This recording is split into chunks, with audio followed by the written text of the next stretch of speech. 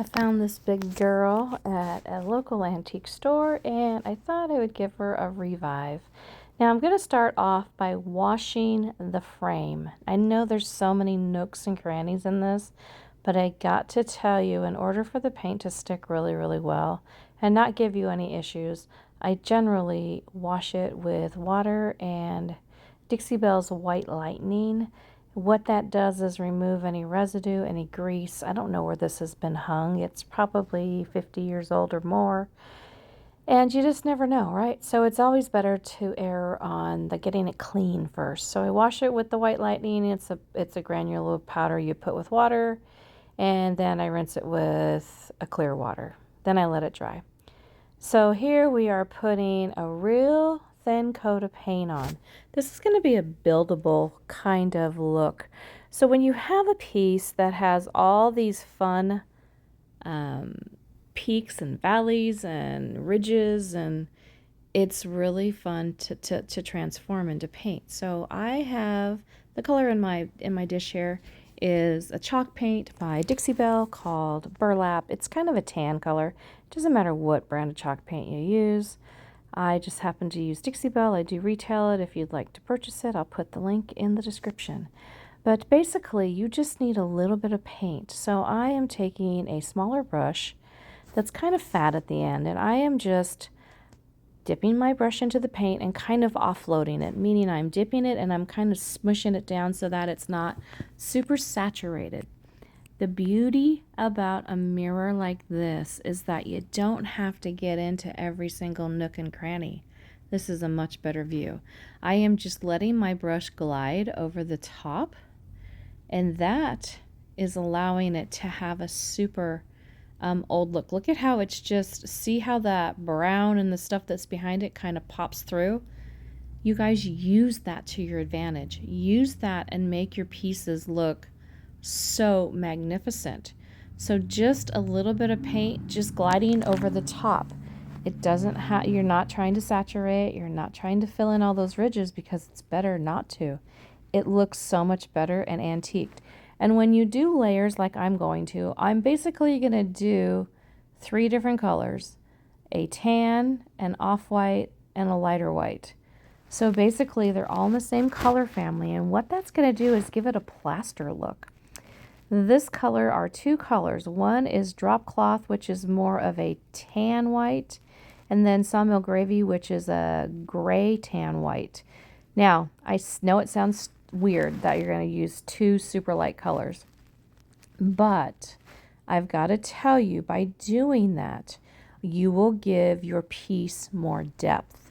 It is absolutely true. This piece will all of a sudden start to pop. So I am pretty much using a dry brush technique right here, hardly any paint, going right over what we just did, and seriously just gliding my paintbrush over the top of the paint. Just gliding it over, dipping the paintbrush, kind of offloading it so it's dry, and just let it, I'm not taking my time. This is, this is in real time. I didn't even speed this video up. This is just a fat little small brush that I am just taking. Now I speeded it up because you don't want to watch that all day. And showing you how to just glide over the top. You're not trying to fill in those nooks and crannies, because the nooks and crannies are what makes it look. You've already got the base. Use it, right? Isn't this fabulous? This mirror was such a find, and it was kind of just a dated. It had like the gold, and it had like orangey looking, I think they're like pomegranates or something. When you do this and you layer it up with the colors that complement each other that are in the same family, these are very warm off-whites. A beige, an off-white, and another off-white. I could have used a brighter white to finish it off, but by the time I got to the 3rd color, I figured it's perfect. And just test it out. You'll never know what's going to look good until you lay it down. This took me all of 10 minutes to do. So look at how it's just basically hitting the ridges. You're not trying to saturate. See the before on the left and the after on the right? Wasn't that crazy how you can, I mean, that was opposite. That was wrong. The before was on the right, the after was on the left. Sorry. So I'm just going to keep doing that. I'm going to go one color at a time down, and then I'm going to add the last color, which is the lighter color. And by doing this, I'm not saturating every layer. So every layer is starting to give like a stone plaster look. This mirror looks like a plaster mirror, and it is just a foam filled mirror. It's super lightweight. I picked it up, put it up on the wall all by myself. Um, you've got to just allow the substrate that's already there to poke through and just be beautiful. So you guys, I hope you're enjoying this. This is really easy to do. Now, people ask me all the time, what about the mirrors? What about the paint that's on the mirrors? Who cares, right? So all I do after I'm done, I let my paint dry. I will take my spray bottle and spray around that edge.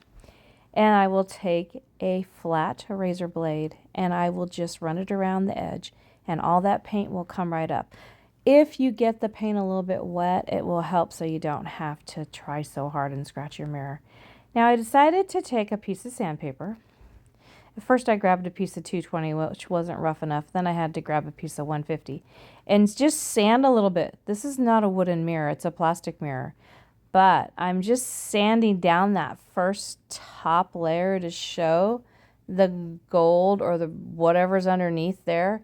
It's just another layer of depth, adding depth and layers. This is the before when I bought it. And then I hung it on the wall. I literally hung this all by myself up over this gorgeous buffet that I paired it with. This mirror is 4 foot across, 4 foot in diameter. Isn't she stunning? Be sure to like, subscribe for more future videos, and all the products are in the description. Thanks, you guys. Have a great day. Go out and be fabulous.